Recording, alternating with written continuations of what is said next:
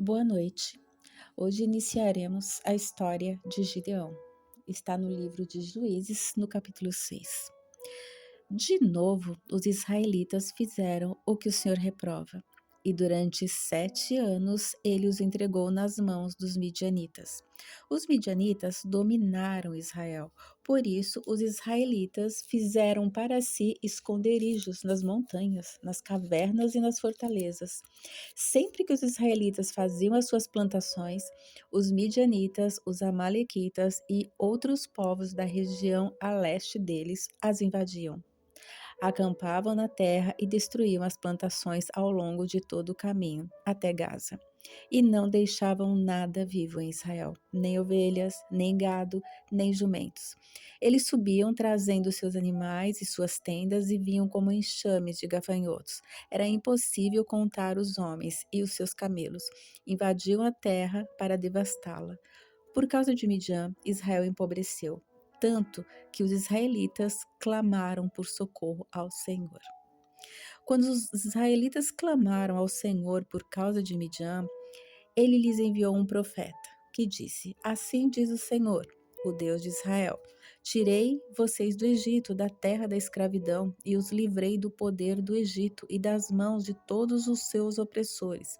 Expulsei-os e dei a vocês a terra deles. E também disse a vocês: Eu sou o Senhor, o seu Deus. Não adorem os deuses dos amorreus, em cuja terra vivem, mas vocês não me deram ouvidos.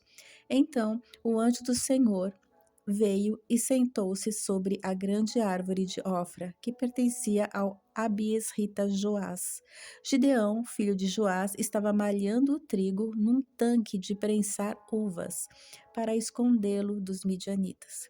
Então o anjo do Senhor apareceu a Gideão e lhe disse: O Senhor está com você, poderoso guerreiro.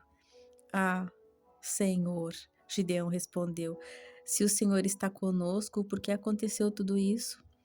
Onde estão todas as suas maravilhas que os nossos pais nos contam quando dizem, não foi o Senhor que nos tirou do Egito? Mas agora o Senhor nos abandonou e nos entregou nas mãos de Midian. O Senhor se voltou para ele e disse: com a força que você tem, vá libertar Israel das mãos de Midian. Não sou eu quem o está enviando? Ah, Senhor, respondeu Gideão, como posso libertar Israel? O meu clã é o menor, é o menos importante de Manassés, e eu sou o menor da minha família. Eu estarei com você, respondeu o Senhor, e você derrotará todos os midianitas, como se fossem um só homem. E Gideão prosseguiu: Se de fato posso contar com o teu favor, dá-me um sinal de que estás falando comigo. Peço-te que não vás embora, até que eu volte e traga minha oferta e a coloque diante de ti. E o Senhor respondeu: Esperarei até você voltar. Gideão foi para casa, preparou um cabrito e com uma arroba de farinha de farinha fez pães sem fermento. Pôs a carne num cesto e o caldo numa panela e trouxe-os para fora e ofereceu a ele sob a grande árvore. E o anjo de Deus lhe disse: Apanhe a carne e os pães sem fermento, ponha-os sobre esta rocha e derrame o caldo. Gideão assim fez. Com a ponta do cajado que estava em sua mão, o anjo do Senhor tocou a carne e os pães sem fermento. Fogo subiu da rocha e consumiu a carne e os pães. E o anjo do Senhor desapareceu. Quando Gideão viu que era o anjo do Senhor, exclamou: Ah, Senhor soberano, viu o anjo do Senhor face a face. Disse, porém, o Senhor: Paz seja com você. Não tenha medo, você não morrerá. Gideão construiu ali um altar em honra ao Senhor e lhe deu este nome: O Senhor é paz. Até hoje o altar está em Ofra dos Abiesritas. Naquela mesma noite o Senhor lhe disse: Separe o segundo novilho do rebanho do seu pai, aquele de 7 anos de idade. Despedace o altar de Baal que pertence a seu pai e corte o poste sagrado de Aserá que está ao lado do altar. Depois faça um altar para o Senhor, o seu Deus. No topo desta elevação, ofereça o segundo novilho em holocausto, com a madeira do poste sagrado que você irá cortar. Assim, Gideão chamou 10 dos seus servos e fez como o Senhor lhe ordenara. Mas com medo de sua família e dos homens da cidade, fez tudo à noite, e não durante o dia.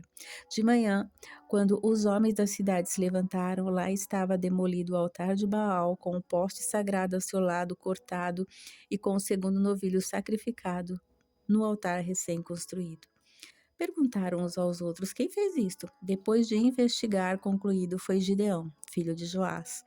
Os homens da cidade disseram a Joás: Traga seu filho para fora, ele deve morrer, pois derrubou o altar de Baal e quebrou o poste sagrado que ficava ao seu lado.